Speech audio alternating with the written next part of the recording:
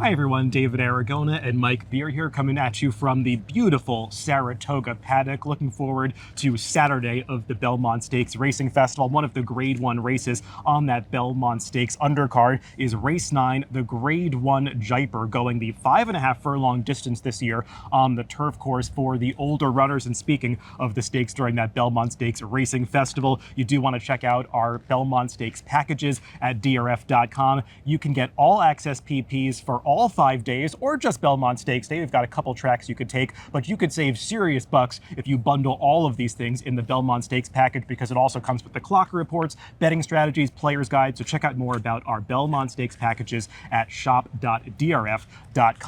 Mike, I think we're going to have a pretty substantial favorite in this Grade 1 Jaipur. The number 2, Think Big, has just been perfect since he's gotten on the turf. He's 4 for 4, and he's won his last couple of graded stakes in dramatic fashion with big late runs, but he kind of gives you confidence watching him that he's always going to put in that relentless finish. Yeah, it's very true. I mean, all 4 of his turf starts are really good. The last 2 on less than firm ground, and that's something that could be really important here as we go forward through this week as far as the forecast is concerned. But yeah, even in the last 2, it just felt like he was always in position, and then there was maybe a brief point both times in mid-stretch where maybe he wasn't going to kick in, and then he just kicks it in and he runs fields over. He doesn't have a ton of early speed, but he's pretty handy. So I don't think he's going to be too far back in the early stages to get a sense of where Think Big might be placed. Let's take a look at the Timeform US pace projector for this race. And Mike, with the number 10 Coppola drawn in the far outside post, I think you know what the game plan is going to be, as it always is with this horse. He breaks really sharply and he's going to the front. Yeah, he is a one-way speed here from the outside post. He'll be on ascend. He's better at 5 than he is at 5.5, but he's got one way to go in here. Let's go through this field from the rail out, beginning with the number 1, Extendo, a horse who does have some tactical speed in his own right, but he could be under the gun from the inside, especially with a fast-breaking horse like Coppola trying to cross over in the far outside post. He's got to hope not to get shuffled back. Mike, watching this horse's last couple of races down at Gulfstream, he won each of them, one on the synth, one on the turf. He was really game in the last turf race, but it was just against much weaker competition that he's facing here. Yeah, it's just probably in a little bit too tough here. I mean, the good thing that I could say about him is I think his last 2 races are pretty good. And even though, listen, he's 6 for 10 on synth, he's 1 for 10 on turf, I think he's equally proficient on both of those surfaces. So I don't really care about the overall record. I mean, he's hard to like in here. If you told me, though, that I couldn't take the 2 and I couldn't take the 9, who feel like the 2 horses to beat, and I had to take somebody else, this is the long shot I'd be most interested in.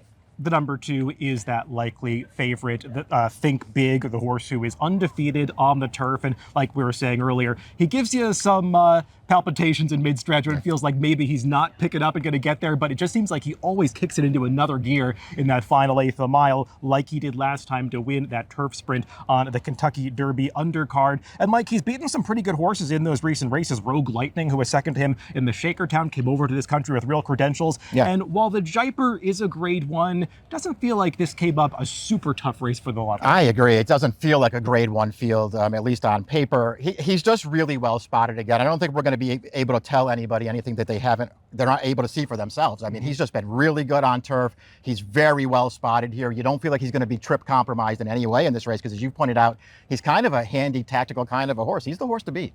The number 3, Our Shot, is a horse who ran some nice races last year, won the Grade 2 Woodford at Keeneland. He can be competitive at this level when he's in top form. The big question with Our Shot is, where is he at this point in his career now as a new 6-year-old? Because both starts since returning for this campaign have just been a little bit disappointing. I can give him the mulligan for the layoff, but second off last time in the Shakertown, he just didn't have that late kick that you expect to see from him. That is the real concern with this horse right now. Yeah, he was pretty bad, pretty flat at Tampa off the left. I did think he ran a little better last time, but he didn't run that much better. And so now it's just a question of, is he ready now to fire his best shot? If you go back and sort of look at his form from 2024, it's kind of the same, where he didn't run that well in his first 2 or 3 starts off the layoff. They got him up here last summer, and he jumped right up with 2 big performances before the Grade 2 win at Keeneland. Maybe we'll get that again.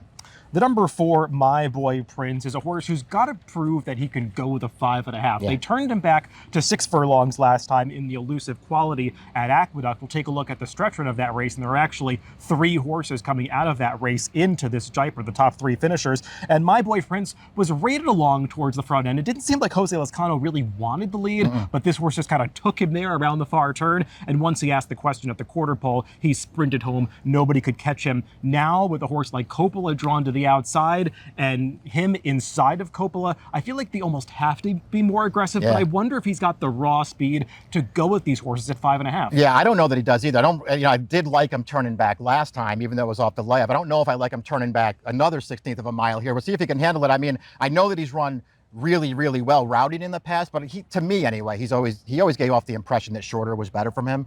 I'm not sure if this short is what he really wants. We talked about the number 3 Our Shot being in questionable form right now. I think you could say the exact same things about the number 5 Arzak, who ran okay towards the end of last year. His Breeders' Cup Turf Sprint actually wasn't a bad effort. It wasn't beaten far in that race, but he came off the layoff last time in the Shakertown. He's a horse who's run great off layoffs in the past. He was just really dull as the favorite that day. He had no finish. He was actually going backwards across the wire. He's got to run a lot better in here, but maybe he needed the race this time around? Maybe he did, yeah. It feels like he was still able to do it last year. I mean, even though he was only 1 for 7, he just ran several really nice races last year.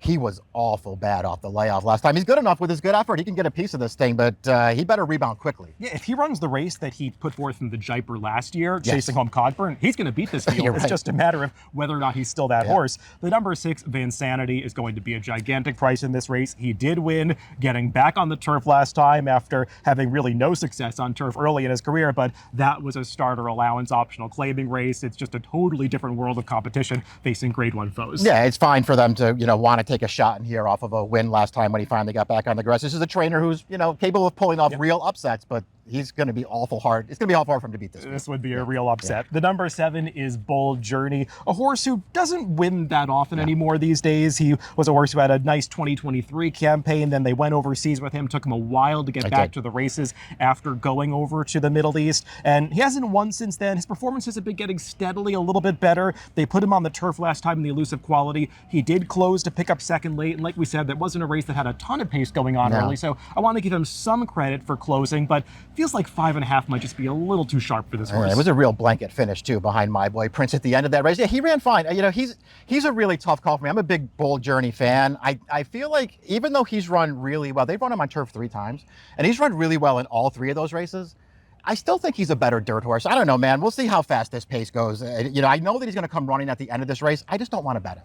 The number 8, Aragon, is another horse coming out of that Elusive Quality who chased home My Boy Prince. He finished 3rd that day. You could argue he maybe had the toughest trip of those top 3 because he wasn't so aggressive in the early stages, got a little shuffled back on the turn, was coming on at the end. But Mike, I thought that he ran a sneaky good race in the Elusive Quality last year coming into the Jaipur. I think I picked him in the Jaipur at a huge price. And I always kind of want to fall into the Aragon trap. And obviously he didn't produce the result last year, although that was a tougher Jaipur field than this one. So I could see him running better here. I just wonder if he's quite good enough at this level. I agree with that. And listen, obviously this is a better Jaipur for him than the one he was in last year. So I don't think I would hold the result from the last year's race against him. He's just a really nice horse. If you told me I had to take one out of the Elusive Quality, I'd probably take him, but I'm probably not taking him.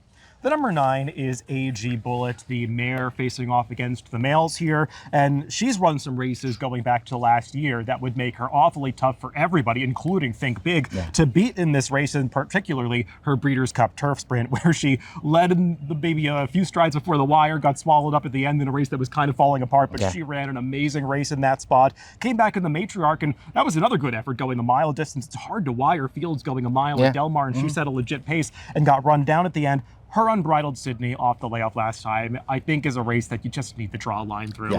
She was traveling well inside of horses. Umberto Rispoli kind of was a little indecisive early, didn't want to secure that inside spot, took back into the pocket, and he could just never get out of there and was totally stymied for the entire stretch run. If she gets back to her better races, she's a serious player. Yeah, that's the thing. I mean, listen, we were talking about Think Big, being 4 for 4 on turf at this point. This filly was 4 for 4 sprinting on turf in her career before the Breeders' Cup last year. She ran great in that race, and the only sprint since then was the race that you were talking about last time, where she never got a chance to run.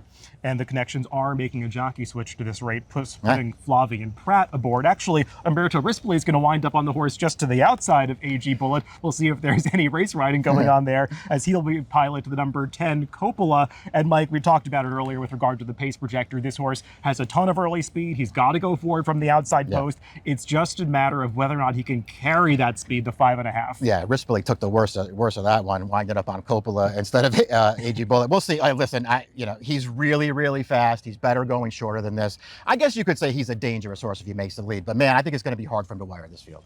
Mike, where'd you go in this Grade 1 Jaipur? I found it hard to just really get outside the two favorites in here, David. The 2 and the 9 to me are the two horses. I went 2-9. Yeah, I think that Think Big is the most likely winner of this race, but with the last race showing for AG Bullet, she's probably going to be the second choice in here, and she's got races from last year that I do think can beat Think Big. Agree. So I put AG Bullet on top, the number 9 for me, the number 2 for Mike in the Grade 1 Jaipur, race 9 on Belmont Stakes Saturday at Saratoga. Good luck if you're playing the races this weekend.